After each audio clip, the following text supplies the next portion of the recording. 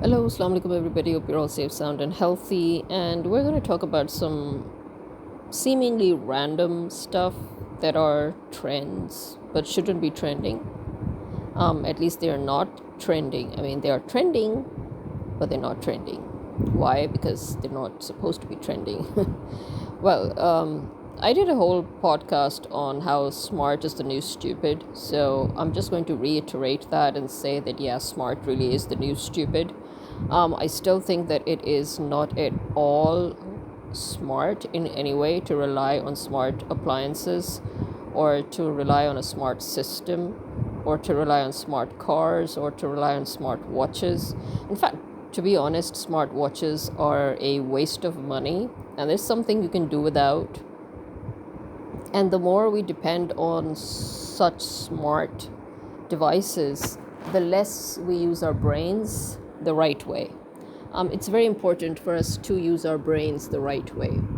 I understand that because of our fast paced lives and the stress that we have, which has contributed to a lot of the things that I'm going to talk about, including the smart systems and all, I understand that they are an answer to our fast paced lives and they're an answer to our exhaustion, they're an answer to basically a sort of a laziness. But anything and everything within small doses is good, but anything and everything that exceeds that ideal dose becomes toxic, it becomes poison. Be it sugar, for example, or be it even proteins. So, I mean, too much of everything is not good, okay? For example, I extensively talked about how smart devices can actually even prove fatal because they can be hacked. So, as I said, but when it comes down to this, and listen, I am somebody who grew up wearing watches. I wore watches throughout my professional life. I obviously stopped wearing watches when I started working from home as an independent, as an independent professional. But still, I would never, ever, ever go for a smartwatch. To be honest, I think it's a waste of money. It's a waste of time, and it's just a waste. It serves no real purpose. Okay. You may think that it's important for you to know what your heartbeat is or to know, yeah, but you know what? You can just put a finger on your pulse and you'll know your heartbeat rate. Seriously. I mean, I'm just saying, these are one of those things that are just luxury items that you can do without. They're not needs. Again, they come in the category of wants and trends. And remember, I did another recent podcast on how trends are basically a trap for consumerism. And it's also a very neat trap to keep the poor poor because you're so busy wasting money on trends that you do not realize that you could actually save all that money or invest it in better places. For example, you hear women talking about investing in luxury bags and investing in. I'm sorry, but to me, that's not even an investment, especially considering the fact that even luxury items are not of that good a quality that they claim to be. So you're basically just spending all that money for the brand name. This is something I talked about many times before, but now obviously bigger influencers are talking about. So now I'm not going to talk about them. I talked about them way back when. So, yeah, now that that's out of the way, let's talk about other trends that are not trendy or trending. And for example, Trump constantly breaking the law, constantly reneging on his deals with Iran, constantly backstabbing Iran. And one would argue that this is not just Trump, it's Israel as well. But I would go further and say that this has been the whole Western world's history. The whole Western world has constantly reneged, constantly broken laws. I mean, my biggest pet peeve with their thuggery in breaking laws is the way they created and misused the United Nations. The purpose behind creation of United Nations, apart from that, my biggest pet peeve is the fact that they think that they should have nuclear weapons or nuclear technology, but no other country has the right to have that. I mean, what the frack is that supposed to mean? That literally means that they're declaring themselves leaders of the world, which means there is no free world then. So, add to that the irony that America in itself is not a free country, but it's not even a sovereign state, but it likes to consider. But, the good thing about the Americans being brainwashed into thinking that they're a sovereign state and that they are a democracy is that the people still like to push that illusion further, and strive and fight for their rights. Or, for example, right now the media is in mayhem in America. It's talking against Trump, it's talking against his unprofessionalism, his lack of ethics, and this and that. But you will not find that in a country like ours, where our people have been brainwashed into having enslaved minds. So Islamabad has been laid under siege, which I predicted, by the way, if you remember, and if you've listened to my podcast. So Islamabad is finally under siege, with the excuse of the peace talks that aren't even going on, by the way. Iran didn't come, America didn't come. That's because Iran didn't come, obviously. But I mean, Pakistan is literally being the gopher. It's being America's gopher. It's not a facilitator. It's not a mediator. It's a gopher. And for the for the Pakistani government, and even some of those people who are so stupid enough, again, brainwashed, enslaved minds. They're so comfortable being enslaved, they don't even want to question. They'd rather just let things happen as they are and put their heads in the sand. So we're standing at a point where Islamabad is literally sieged by the army. It's sealed, and people's lives are made extremely uncomfortable, inconvenienced. Businesses are closed. People who were working were forced to leave their jobs, both government and private sectors, to leave Islamabad. Those students living in dorms were forced out of their dorms. Literally, they've wreaked havoc. And not a peep. And people are wondering why. Well, as I've talked a million times about that too in various different podcasts, so please check in on that. So here we are. I am totally embarrassed at our government and army for even thinking that they could advise Iran on anything, because even America and Pakistan put together do not collectively have that history of civilization, that uninterrupted history of political play, of political strategy, of politicking, of negotiating, of international relationship that Iran has had and still has. I mean, Iran's is uninterrupted. Its history, its civilization, its maturity, its experience in all of these things, and Iran is, by the very definition of the word, a nation, and uninterruptedly so, again, whereas America and Pakistan collectively cannot be called a nation, no matter what you say. So here we are. Then, again, keeping that in mind, as we can see, despite because I guess this is the new norm, which obviously was the norm that began when the Patriot Act was signed, when the 9/11 shenanigans was laid out by the then President Bush, who literally created the whole 9/11 shenanigan so that he could pass the Patriot Act. And where the whole world now, we and the whole world, we are bearing the brunt of it, obviously, because that was the whole point. The point was to start within America, but then to push it forward to other countries, especially so-called allies. I've talked 1,000 times about that as well, about this whole Patriot Act shenanigans and how it has affected us. And as you can see, it has literally allowed, it allows the third world countries and other allies of America, basically America's slaves, or British slaves, essentially, because America itself is a slave to Britain. So we enslaved countries, we've got mercenaries hired, which are not at all fifth columnists, because, as I said, fifth columnists are people who actually believe in an ideology, but these are just hired mercenaries. And so they're just spread about in all the different countries, basically to make sure that these countries never get back to their former glory. They never get back to their development phase. They never get back to progressing. They never get their sovereignty, basically. And so here we are. We've got WhatsApp, metaverse. The whole. The if I think again, people who have been with me for a long time, they would know. The day WhatsApp was bought by Zach, I was extremely peed off. I was so peed off. I'm like, seriously? As if the scandal of him leaking our privacy and our information from Facebook, and not even paying for that. After all of that, why the hell did they sell WhatsApp to him? I was peed off at the owners of WhatsApp as well. I was peed off at Zach, and I was amazed because I was waiting every single day for Zach to announce that, oh, there's no longer going to be an end-to-end encryption.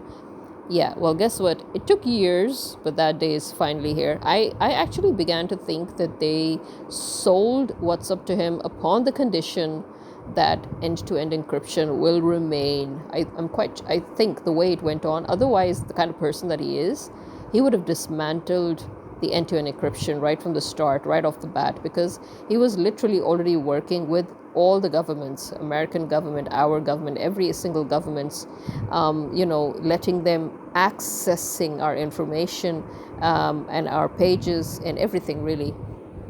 So yeah, so he's finally announced it. He's finally announced that he is going to no longer continue with the end-to-end encryption in WhatsApp, which many people are challenging already. They're challenging him in court. Prior to this announcement, they started the challenge. They took it to court, saying that this whole end-to-end encryption thing is in fact a bit of a scam, because it's not possible for them to claim complete privacy and complete encryption. Which, by the way, when I was talking about how third-party apps, which I'm talking about right now anyway, about how third-party apps and how other general apps on our phones are now, instead of actually trying to maintain trust with their consumers by promoting privacy, they are now blatantly trying to revoke all those privacy, how do we say, respect, you can say, for our privacy, in the sense that they're blatantly trying to violate our privacies. For example, some apps are literally trying to link their login to the device's security. Like, why? My device, your device, our device is not just a luxury item. Our device is our lives. It holds our identity. It holds our personal, intimate information. It holds our notes. It's our workspace. It's our notebook. It is our diary. It's everything. Our devices are our lives. And you actually think that it's a good idea for you to tie your app's security with the phone, with the device's own security? In what world? In what world is that supposed to be okay? I don't care about devices being designed to sandbox everything. I don't care, because 2026, in fact 2025 had already shown us how there are so many ways wherein you can bypass sandboxing, and you can bypass all these things. Even without permissions, apps can access our images. So why are apps, instead of assuring us that they care about our privacy, now every app seems to think that, because because America has come out and broken all the laws, because America is reneging on everything, all of us are basically American based or European based, mostly American based companies. So yeah, why not we follow the trend, the new norm, the new normal, and go ahead and violate everybody's privacy? It's just like how Draft Digital suddenly in November 2025 upped its threshold without even notifying its customers. I mean, not all of them, at least. Many of us didn't even get the email. And then and now they've also decided that, you're going to pay an annual fee. Why? Since most of those, all of us, the writers and authors who published on Smashwords, during the merge with Smashwords, those of us who do not have PayPal, our biggest concern was reimbursement of our money. And that time, Smashwords kept assuring us, and even Drafted Digital, they kept on delaying proper responses with, ambiguous reassurances that, they're looking for ways to facilitate us with different options so that we can cash out. But they never did. And then suddenly now they upped the threshold in Drafted Digital without notifying. At least I didn't get notified. And then suddenly then they decide that, and you know what, since the merge with Smashwords, most of the Smashwords writers have had a very stressful time, because I think it's the shifting of the metadata, because that actually happens is when the merge occurs with two companies like that, then the metadata also gets completely shifted. It goes out of whack. And so things that were before in your face, for example, in your search, they're no longer there. They suddenly they've disappeared from your search track. So you can't see those books anymore, for example. Most of us Smashword writers, we have suffered hugely. Some of us having sales drop to completely zero sales, okay? So that was pretty irritating and annoying. And so many of us now, because since they've announced this stupid fee thing, many of us now want to basically shut down. But they're encouraging all of us to delist our books, and that will automatically void the fee. But the problem is, delisting the books means you can no longer access your reviews. Thankfully, I had already copy pasted my reviews, but it means you can no longer access your reviews, and they are so unhelpful. Again, you see the whole Trump normal going on. They're so unhelpful that despite the fact that actually Drafted Digital does have access to your reviews, and they can indeed share them with you because it's in their data and it's in their archives, but they completely fend you off, saying that, we're sorry, but we don't have access and they can't do anything. We can't reimburse you the money if you want to close the account because it's below the threshold. We can't, excuse me, you're in Oklahoma. According to Oklahoma's consumer protection law, regardless of the threshold, when somebody wants to close or terminate an account, you are obliged to reimburse them their amount, so here we are. I mean, this is, as I said, this is now the new norm. Bringing in bots and claiming that it's a good customer service. When banks bring in bots, then you know that they are actually not thinking about their customers. Bots do not have the smartness to give you that answer that you need. You need a human being to answer you. There are particular questions, there are queries. Bots do not understand that. So when all these online shopping platforms and these banking platforms and banks themselves and their customer support, every single goddamn thing that is coming up with bots, they need to be smacked. Seriously, they really need to be smacked real hard so that they can get back their common senses and realize that bots are actually, they're screaming unethical, they're screaming unprofessional, they're screaming lack of interest in your consumers or your customers. They're literally screaming that you don't give a frack about your customers. That's basically what they're saying when you bring in bots. So, yeah. And you know what? When we're talking about media and we're talking about platforms and all, why don't we just head on to how the new normal is also about slandering founders of our nation. I am finding more and more people who seem to think it's okay for them to talk against Fatma Jinnah. Fatma Jinnah is the mother of our nation. Okay, Fatma Jinnah and Muhammad Ali Jinnah, the siblings, they are your founders of the nation. Of course, there's a whole group of people involved, but we call them the founders of our nation. Okay, since when was it okay for you to say that Ayub Khan committing treason by stealing her mandate, stealing her votes, and then slandering her? And listen, I've always stood on this thing. You have no right to question somebody who has created a mall or a house, for example, in their own vision. They have used their own efforts, they've spent their own money, they've worked their own asses off. They had a vision, they manifested their vision. You have a problem, you go manifest your own vision. That's what I believe. If I have a problem with the house I'm living in, then I need to go make my own house. And because if I have a problem in the house I'm living in, I know it's not my house, so I need to shut up, right? Who am I to tell somebody how to make their house or how to make their things?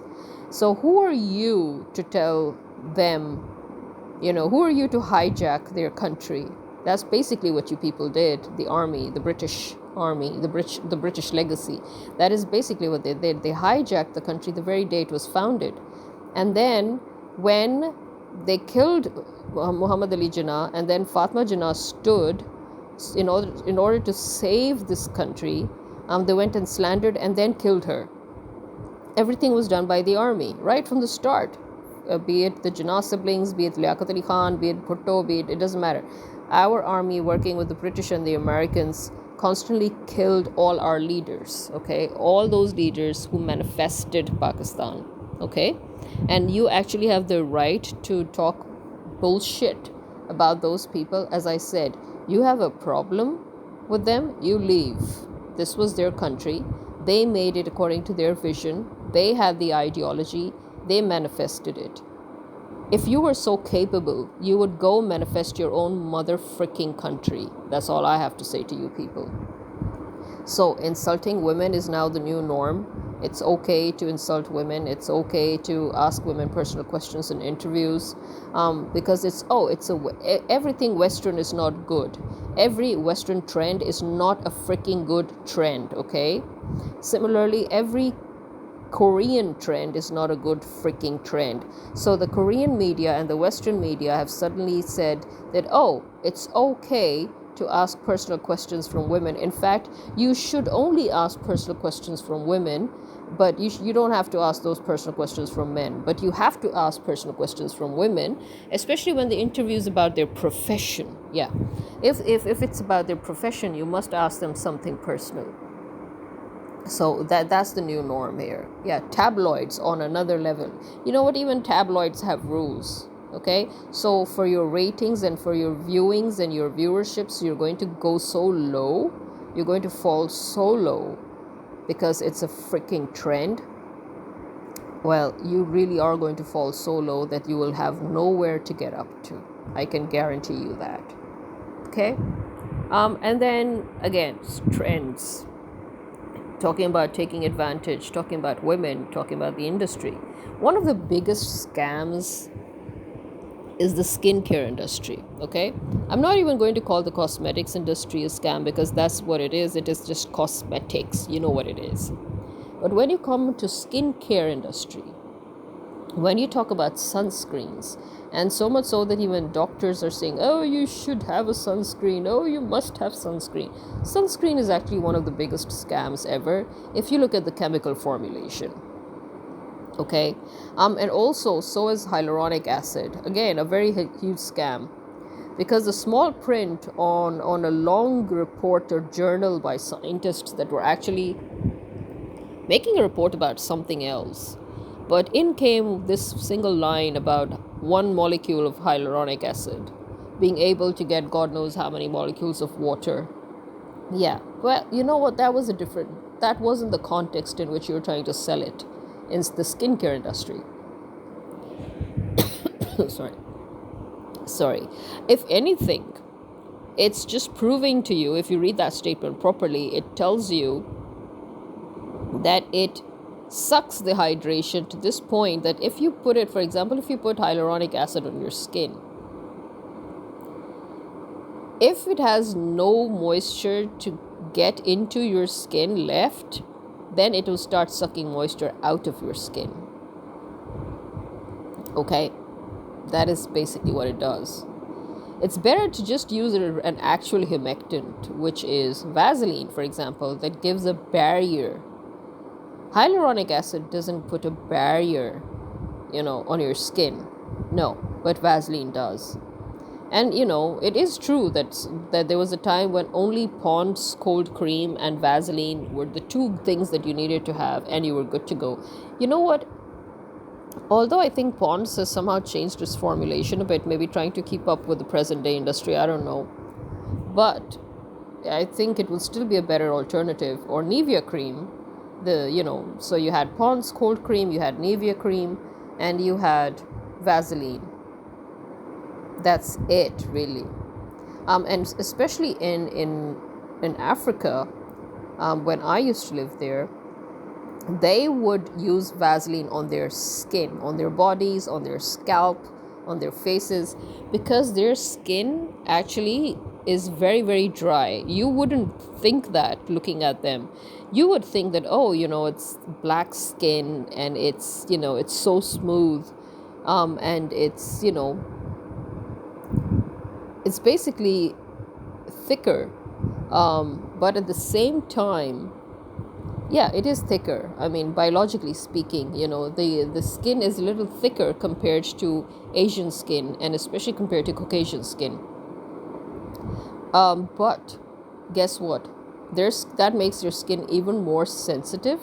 Their skin is even more dry, and so nothing would work except Vaseline at that time. I don't know about now. Obviously, as I said, the skincare industry has gone kaboom. It's become a huge industry. But before, simple things. Again, Korean skincare. Why is it so popular? I've talked about that also a bit, because what are they doing? They're basically repackaging their homemade DIY tips. I mean, they're like the tips that we Asians and Middle Easterns are also famous for, where, for example, if you look at Indians and Pakistanis also, and if you look at the Middle Eastern people, even today, you will find many girls, whenever they have the time, they will oil their hair. Although it has become a sort of a lost thing. I think the trend of oiling your hair and applying homemade skincare products has become very rare, because again, it's to match the fast-paced lives when we don't have the patience to make these skincare products at home. We just want to apply and go and get it, and get all the healing properties. So that is where the skincare industry came. But the truth is, the skincare industry came with a lot of chemical formulations. So it will never give us that our homemade remedies, gave us, which were very simple. We had very, very simple homemade remedies, and very, very effective, that worked as face masks, as hair masks. And because they were natural organic products, and so obviously their effects were huge. They actually worked. So I think, when you're talking about, for example, fixing your skin barrier, applying lots and lots of different skincare routines, or applying different various steps to your skincare routine doesn't really ultimately help. It may give you a temporary relaxation or temporary solution to your skin, but the point is that you want to resolve this issue so that it shouldn't occur again, right? It shouldn't be a recurring issue. For that, you really need to listen to your doctors and take the supplements or the vitamins that you lack. Now, in this case, especially when it comes to skin and hair and nails, one of the first things that the doctors would recommend is biotin. And it's for a good reason. It's safe. It has next to no in fact, it doesn't have side effects as far as I know. And so it is the first go-to product that they will recommend that you use. And if that doesn't work, then they know that, okay, it's something that is a little more serious that cannot be fixed by this, and then we'll go down to brass tacks. And so it's true, because for a person like me who's never used so much skincare product, in fact, I've hardly ever used any skincare product in my life, and everybody has always said that I've got perfect skin, mashallah. But you know what? Guess what? Even my skin barrier got compromised. I had a sort of an eczema sort of a thing going on half of my face, where it would get so bad that I actually had a permanent cut on my cheek, like a red line, as if your nail just cut into your skin. So that's how it was. And a dermatologist that came, he said, he made me sit down, and he was doing free checkups and all in our area. And I was like, I wasn't even there. It was my friend who wanted to go there. But he's like, no, let me check you as well. And I was like, listen, I'm not here for any checkup. And he's like, it doesn't matter. It's for free. I mean, what's going to happen? And then, he sat me down and he said that actually, your skin has an abnormal issue at the moment. And I'm like, considering my age, I think my skin is still pretty damn good, you know. And he had to agree on that. But yeah, okay. He did prescribe biotin. And I didn't get it at that time because I was like, well, okay. Even though I knew that biotin is actually a good prescription. But guess what? My nails had suddenly started having ridges. Now, when it started, and I would apply, there was one and only one lotion that worked, a hands lotion, body lotion that worked, and that is a local lotion, a local Pakistani lotion. It had a very, very milky formula. And I love milky formulas because I've talked about that too. I think milky formulas are more effective than thick, creamy formulas. People seem to think that, thick, creamy formulas are very, very hydrating. They're very intensive. They're very moisturizing. I beg to differ. I feel that they end up probably sitting on your skin, and probably even they'll end up blocking your pores for good measure. I like milky formulas because they literally disappear into your skin. There is no grease left over. There's no oiliness. There's nothing really. You literally are dry as bone again. This is how much they seep into your skin. That was a milky formula. I don't even know why they changed and made it a little thicker. I'm not very happy with the thicker formula, to be honest. That milky formula did so much wonders to my skin and my nails. Imagine that the ridges on my nails literally began to disappear.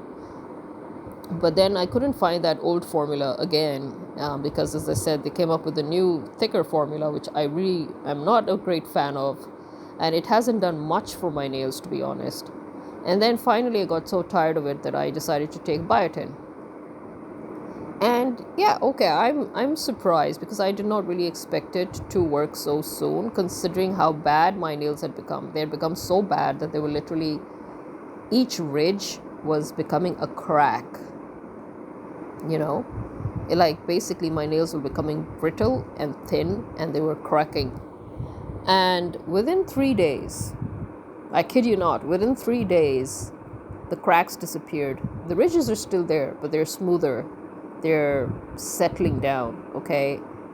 Within the first 3 days, the cracks began to become, they basically fixed themselves, okay? There were no more cracks. On the fourth day, the chip on the at the top of my nails, and the chip also ceased to exist. The brittleness on the fourth day as well. The brittleness ceased. You could say my nails became smooth. Let's put it this way: they were no longer dry. They were no longer brittle. They were smooth, and all within 4 days. And I'm like, okay, maybe I'm getting delusional here. So I keep checking my nails. Literally, I keep rubbing hard against them to see, is the ridge really prominent still or not? But yeah, there is a difference, not just a visible difference, but there is a physical difference, an improvement. And also on my skin, my cheek of my face, that basically stayed so dry that there was that permanent cut. Yeah, it's not dry anymore. So you see, if a doctor does tell you that, I prescribe this medicine to you, give it a try first, and then we'll see. I think instead of going for chemical formulas of what is basically going to give you just cosmetic temporary relief, you should go for a doctor's prescription, especially if it is a harmless one. Like, as I said, biotin is essentially harmless. So yeah. Similarly, slathering collagen on your skin is not going to make your skin supple and smooth forever. It's just going to be a temporary effect. If you really want your skin to build collagen, you have to eat it. And that is what people realized later on. And so then they started having collagen supplements. But again, better than supplements are actual foods that have collagen.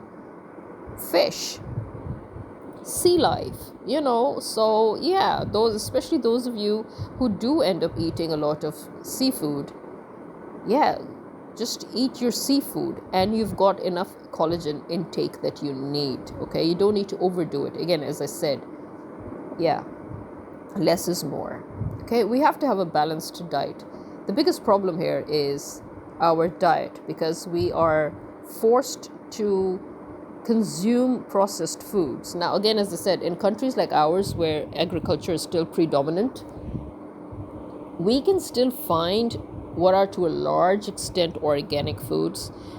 Yes, fertilizers and pesticides are used, but they're still to a large extent organic foods. For example, you can literally see them, that some of them will probably have worms inside, or some of them are rotten, or some of them are rotting. So you know that they're organic, because GMOs, the whole point of GMOs is that there should be no pests, there should be no worms, it shouldn't rot so easily, you know. And then when you taste the taste, obviously we are seeing the difference in taste. That means that yes, the pesticides, the fertilizers used are indeed compromising with the properties of the harvest, yes. But I mean, still, as I said, we still get foods that are largely less processed, let's put it this way, more organic, so make use of that, take advantage of that as much as you can, because soon we're also probably going to be in that boat as the other countries, where we're not going to get enough of it. And as you know, more and more people are trying to get more and more self-sufficient.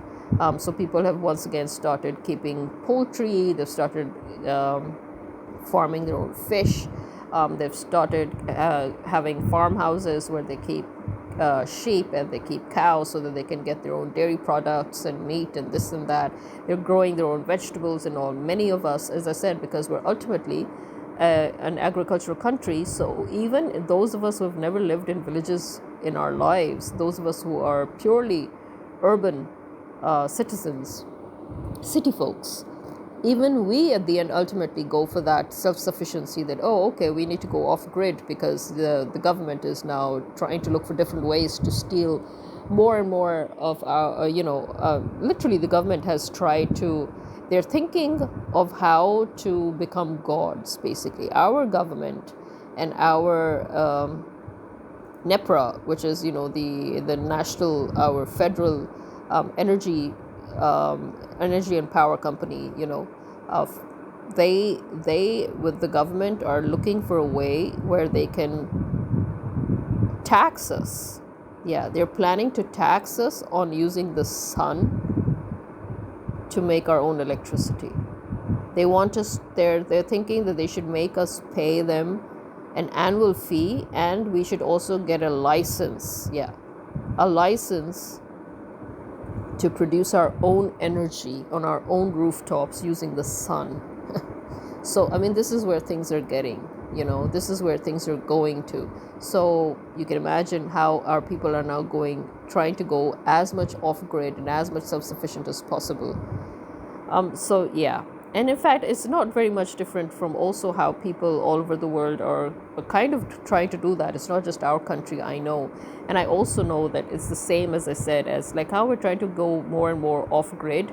More and more people are also contemplating going offline, especially since WhatsApp announced the fact that it was not going to continue with the end-to-end encryption service, and how we all know that Metaverse has been constantly plaguing its consumers by leaking and stealing its information and allowing governments to access them, so yeah, because of that, more and more people are thinking, guess what, we've lived without the internet before, we've lived without social media before, I'm sure we can live without it again. So yeah, people of my generation at least are contemplating just unplugging the whole social media caboodle, removing, deleting their whole social media and going offline, which, as I said, for us is something that we can think of doing because we have lived without it. But a large portion of our lives have been with it, with social media. Most of our works are social media, are somehow dependent on social media, our jobs, our professions. But again, they weren't before, so we can turn things around. So yeah, these are the things that I wanted to talk about. Also, since we're all on this whole topic of trends that aren't trending or shouldn't be trending in any case, this weight loss. Now, weight loss obsession has always been there. It's nothing new. But the problem is that where before it was to the point of anorexia, now it's to the point of malnutrition. Listen, again, de-influence yourselves, please. These are trends that are not trendy, and these are trends that are not trending. Okay, there's nothing trending about these trends. There's nothing good about these trends. Weight loss to stay healthy is something else. Okay, that again, as I just said, that is about having a healthy diet, having a well proportioned diet. It doesn't mean just having proteins, just having carbohydrates. It means having the whole complete balanced diet. You need your proteins, you need your carbohydrates, you need your fats, you need every damn thing. The problem is, as I said, our lifestyle. Our food should be according to our lifestyle. For example, if you have a lifestyle that involves hard labor, a lot of physical movement, a lot of energy, physical energy being used, like if you are a laborer, or if you are, somebody who is in sports maybe, or if you are, well, I mean, not sports really, but yeah, I mean, if you're into, if you are in a very physically challenging or active field, then you can consume accordingly. I mean, your food, your diet will be automatically metabolized, because you burn it. You already are burning your calories every single day with that physical energy, that physical use, whatever it is that you're doing, right? As opposed to that, if you are in a job or a profession that involves a lot of mental work, a lot of head work, then, and you're sitting a lot, or you're, just lounging a lot because it's all head work, then your diet obviously subsides accordingly, because your body burns as much as it moves, right? So if you're not moving so much, you will not burn so much. And so even if you eat normally, what is normal to other people, but because you're so inactive physically, yes, you will tend to gain weight. If you have a very physically active life, in any way, if it's very, very physically active, then you burn all those calories every single day, and that is a healthy way to maintain your diet, because you're eating as much as you need and you're burning as much as you need. So our food proportions basically are supposed to be according to our lifestyles. That is why people in the villages, for example, or if you look at laborers, or if you look at people working the fields, farmers, they have a pretty big, hefty diet. Their breakfast is huge. But if you look at the city people, we hardly ever eat breakfast, and our diet proportions are small, and we usually end up eating once a day, sometimes twice a day, if we're lucky enough. Lucky in the sense that if our jobs are such that we, end up eating twice a day. But if we are working from home and there's not much movement and there's not any physical activity involved, then our proportions again become smaller, and we probably end up eating once a day a proper meal. And we have hardly tea or coffee for breakfast, and that's it. So, which obviously will not compose a healthy diet, but according to our lifestyle, that is the kind of diet that will accommodate. So what I'm basically saying is your diet should accommodate your lifestyle, and your lifestyle should accommodate your diet. Okay, our diet must be in accordance to our lifestyle. Okay, so please not try to get into trends when it comes to weight loss and when it comes to using a diabetic medication for weight loss, because that is a very, very dangerous use of such medication. Okay, that is abuse of medication, by the way, and I don't see why anybody has not yet flagged it as that, because that is essentially an abuse of medication. So yeah, do not fall for these kind of obsessive trends. Do not even obsess over these trends, because these trends, they come and they go, but you will be marred for life. You will be scarred for life. You will be crippled for life. Why? Because you are following a godforsaken trend. Stop following trends. Okay, not all trends are trending. Okay, so yeah, take care of your diet, take care of your health. Okay, live a healthy life, eat properly, have a balanced diet, have everything that you need to have in your diet to have a complete nutritional balance. You should have all your vitamins, all your collagen, all your omega-3s and omega oils. You should have all your vitamins, multivitamins, your Bs and your B12s, and your Ds and your Cs. Get them all in your food. But as I said, nowadays, again, because of our lifestyle, there are certain deficiencies that even in those of us living in tropical countries, especially females, because we cannot go out always in that heat and under the sun, and we tend to stay at home during the summers, most of it, obviously. So now even we are coming to that stage where we are having vitamin D deficiency, which is something that was unheard of because we were always out and about in the sun. But the climate is getting worse, the heat is getting worse, the heat waves are getting worse. It's getting more and more difficult to go out and about in the summers. And so more and more of us are spending more and more hours at home. And now that is leading to vitamin D deficiency. So get your vitamin Ds and your calcium. Make your fizzy drinks out of them, as in, they do produce fizz. Drink those, boost your energy with them. Okay. Try to get your supplements that you need. Again, do not go overboard on supplements, because supplements, here's a fun fact, supplements are not FDA approved. Okay, unlike actual medication and drugs and food, supplements are not FDA approved. So you really don't exactly know that it is what they say it is, and you just have to rely on whatever it is that the pharmacies or the doctors are saying. But the truth is, you don't know. So when it comes to supplements, again, don't just overdo it. Again, try to get all your vitamins, all your zinc, all your potassium, all your minerals, everything from actual food. So that is why I keep on and on emphasizing on a full nutritional balanced diet. Okay, and then if your doctor still says that, oh, you know what, you still have this deficiency and you should take this vitamin for this, or you should take these multivitamins, or you should take this supplement, then yeah, go for it. But don't just start chewing on supplements like they're chewing gums, is what I'm saying.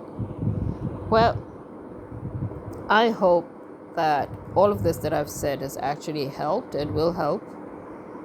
Remember, I actually did a podcast on weight and standard weight and everything again, but I'll say it again here. Remember, all of us, there's one thing that they call the medical weight, as in the medically ideal weight based on your height, your body mass dimensions, right? But let me tell you one thing. All that aside, it's a fact that as individuals, we all have a certain weight that our body can, you can say, that our body can support, okay, that our bones can support. And when you've hit the limit, when you start getting uncomfortable, when you start feeling uncomfortable, when you feel bloated, when you feel obese, when you feel you can't breathe, or when you feel that you're now having pains and aches coming from different places in your muscles or your joints or your bones, or that's your body telling you that you are overweight. So one is being medically overweight or underweight, and one is being just right for your own body. Okay? So body to mass ratio index is all fine, and it's a very good way to know how much weight you should maintain, yes. But listen to your own body as well. Okay? Listen to your body. Whatever weight your body feels comfortable and light in, whatever weight you feel comfortable and light in, whatever weight you feel refreshed in, you feel active. That's the main thing. When you feel active, yeah, that's your right weight. Okay? When you start feeling lethargy, exhaustion, laziness, you know, again, as I said, difficulty in breathing, heaviness, you know, you just don't feel, you know, yeah, that's your body telling you that, yeah, you may be a bit overweight. That is when you, if you physically are, also if you've increased in weight and you feel like this, then yes, it means that where your body is concerned, you are overweight. So then yes, you should do healthy eating, get back on track until the point when you feel light and you feel active and you feel happy. When you feel happy in your skin, you've hit the right weight. Okay? It doesn't matter if you're overweight to somebody else or underweight to somebody else. You need to be the right weight for your own body, and your body tells you very clearly when it feels that it has hit the right mark. Okay? Don't listen to people, listen to your body. Your body literally tells you what it wants and what it needs. This is me signing out. Khuda Hafiz.